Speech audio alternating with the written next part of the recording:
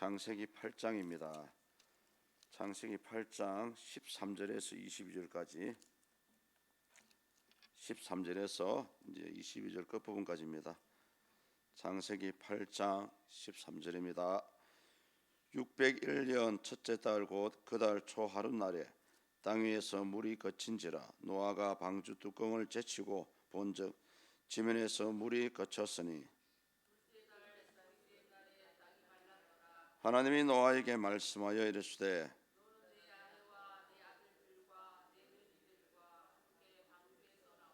너와 함께한 모든 혈육 있는 생물 곧 새와 가축과 땅에 기는 모든 것을 다 이끌어내라.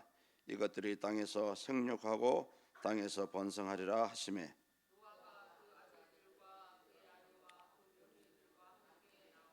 땅 위의 동물 곧 모든 짐승과 모든 기는 것과 모든 새도 그 종류대로 방주에서 나왔더라.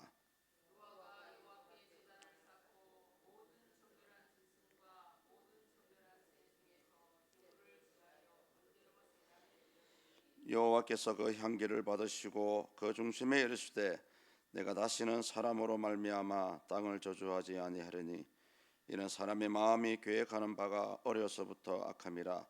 내가 전에 행한 것 같이 모든 생물을 다시 멸하지 아니하리니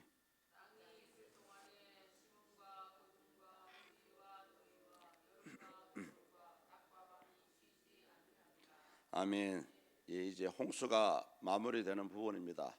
1년하고도 2달 만에 이제 노아와 그 방주에 있던 생물들이 이제 땅을 밟게 되는 그런 내용들이 있습니다.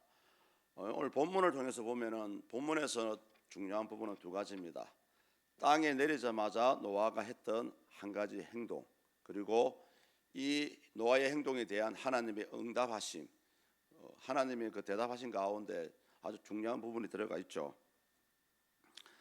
이것은 노아가 땅에 내리자마자 하나님께 먼저 번제를 드리는 장면은 우리 모두가 잘 알고 있는 내용들입니다. 본문 20절을 한번 더 읽어보시겠습니까?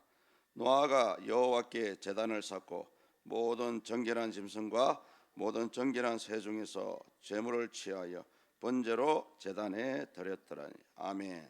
예. 여호와께 제단을 쌓고라는 말씀이 나오죠. 옛날 번역 성경에 보면은 여호와를 위하여라는 단어가 들어가 있습니다. 근데 저는 그게 더 문맥상으로 좀 어울리는 내용인 것 같은데, 노아가 여호와를 위하여 제단을 쌓고 이렇게 읽으시면 조금 이해가 되실 것 같고요. 이렇게 방주에서 내리자마자 먼저 하나님께 제단을 쌓고 제사를 드렸다는 것은 우리 신자들의 성도들의 삶의 우선순위가 먼저 개인적인 일이 아니라 하나님의 일이 있다라는 것을 우리에게 보여주는 부분입니다. 사실 노아가 방주에서 내려서 할 일이 얼마나 많겠습니까? 그럼에도 불구하고 자신의 일을 내려놓고 하나님께 먼저 제사를 드렸다는 부분에서 오늘을 살아가는 저와 여러분들도 한번 깊이 한번 생각을 해봐야 됩니다. 우리가 하나님을 위해서 산다라고 하지만은 과연 그러한 삶의 모습들이 하나님을 위하는 것인지 오히려 하나님의 뜻에 역행하는 것인지를 따져봐야 됩니다. 그런데 사람들은 믿음이 있노라 하면서 아무런 믿음의 준비도 없이 또 기도로 준비도 안 하고요, 자기 마음대로 해버리거든요. 그것이 당연하듯이 그러한 행동을 많이 합니다. 그래 하다 보면은 결국은 그 하나님의 인도하심을 받지 못하는 경우가 많이 생깁니다. 오늘 아마 노아도 할 일이 많겠지만은 가장 먼저 하나님께 제단을 드렸다는 것은 그 노아의 마음속에 하나님께 향한 믿음이 있다는 증거입니다. 그래서 우리가 믿음이 있다라고 생각을 하신다면은 매사에 하나님께서 이 일이 기뻐하는 것인지 따져봐야 되고요. 또 많은 분들이 기도를 한다 하지만은 어떻게 보면은 어떤 기도의 응답도 없이 진행하는 경우가 많거든요.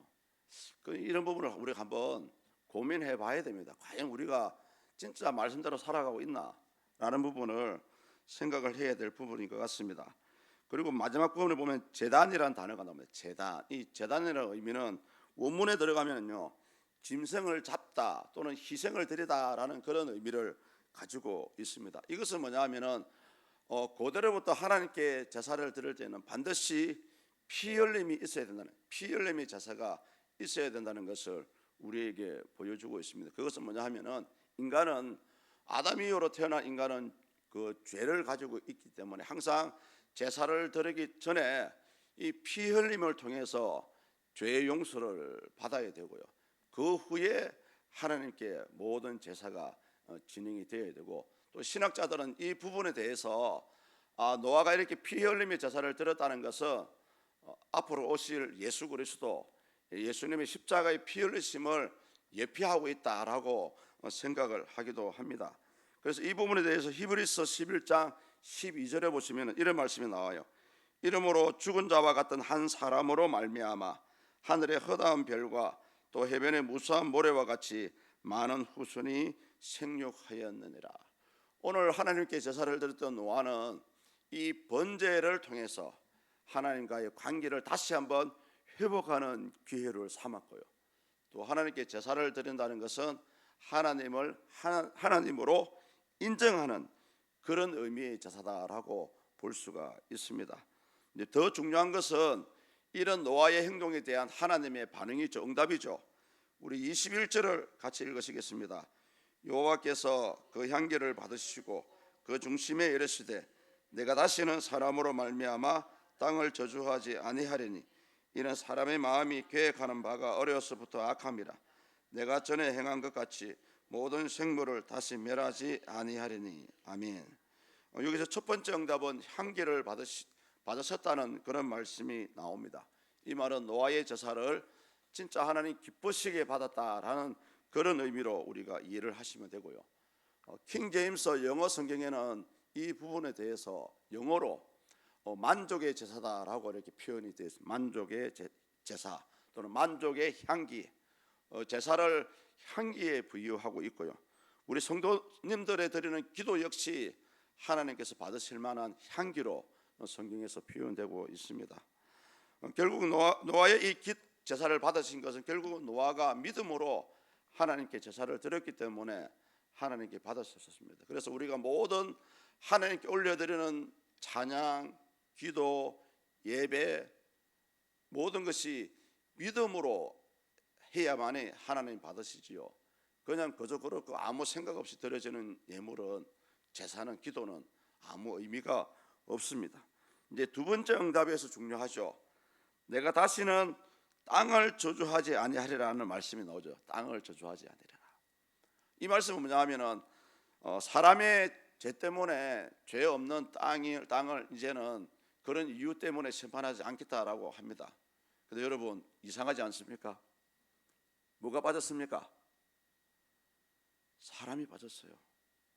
땅을 심판하지 아니하리라 하면서 사람은 빼놓으신 거예요. 이것은 사람은 심판을 하겠다는 말씀입니다.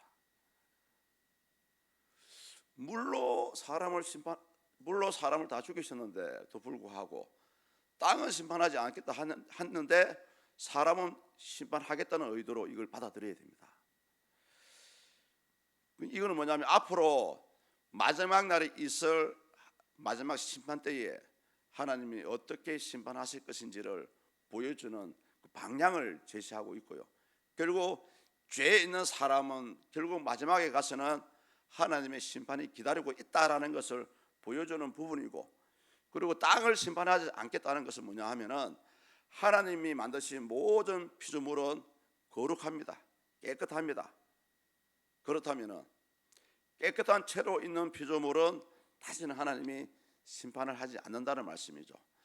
이 하나님의 의도를 잘 보여주는 부분이 어디 나오냐 하면은 요한계시록 21장에 나옵니다.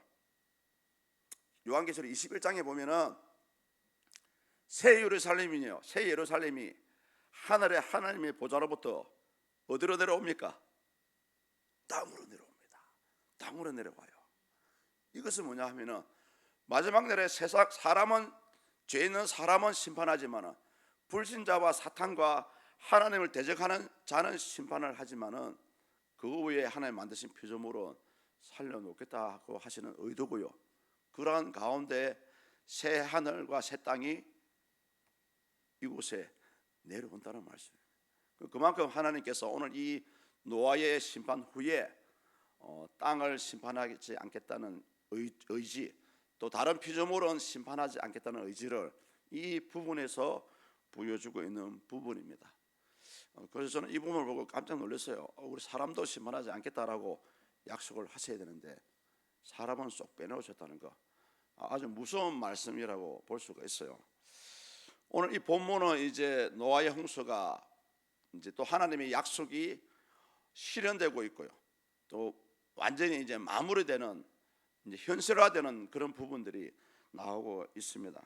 결국 노아는 이 제사를 통해서 하나님을 기쁘시게 하는 방법을 우리에게 보여주고 있습니다. 오늘날 많은 성도님들이 실수하는 부분이 뭐냐 하면은 내가 하는 행동들이 모두가 하나님을 기쁘시게 할 것이다 라는 그런 착각 속에 살아가고 있다라는 거죠. 노아는 제사 드릴 때 어떤 방법을 드렸습니까?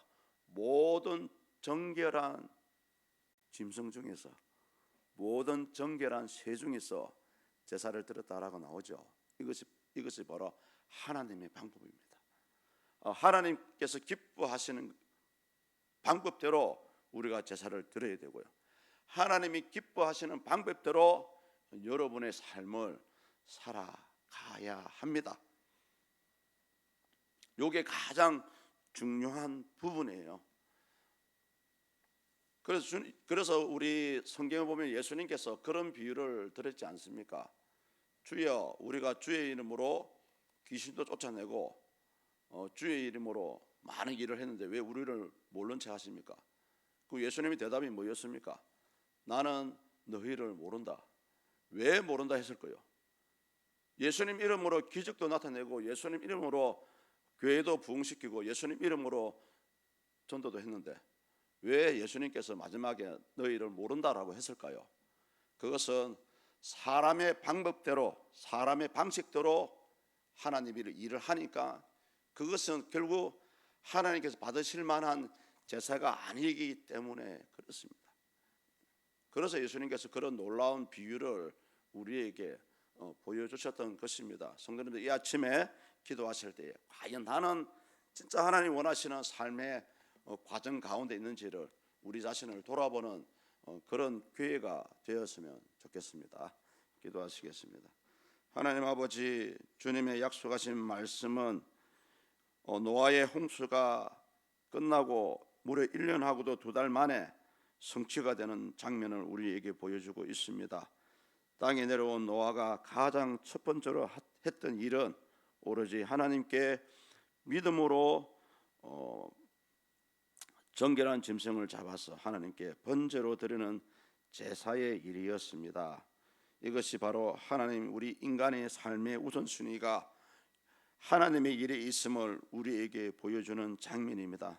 하나님 아버지, 우리가 이 땅에 살아가면서 진정 내 마음대로, 내 생각대로 하나님의 일을 할 것이 아니라 하나님께 주의 뜻을 물어보고 그 응답하신 가운데, 성령의 인도하심 가운데 모든 하나님의 일을 감당할 수 있도록 도와주시고 이 아침에 저희들을 깨달아지게 하여 주시옵소서.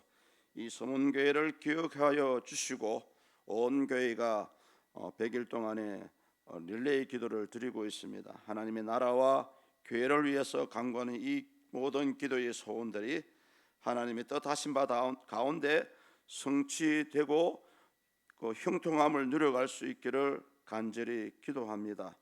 하나님이 서문교회 꼭 필요한 후임 목사님을 세워주시고 말씀과 성령에 충만한 자가 필요하지만은 무엇보다 바른 가치관, 바른 성경관, 바른 인격을 갖춘 자가 세워질 수 있도록 하나님 인도하여 주시옵소서. 우리 김용수 담임 목사님 은혜 가운데 모든 사역의 일정을 마무리할 수 있도록 도와주시고 영육이 회복될 수 있도록 하나님의 특별하신 치유하심과 긍휼의 베푸심이 있게 하여 주시옵소서. 부정한 종을 6개월간의 대행으로 세웠습니다. 하나님 말씀에 권세를 주시고 무엇보다 하나님의 교회를 살리고 양떼를 깨우는 일에 열정을 쏟아내기를 원합니다.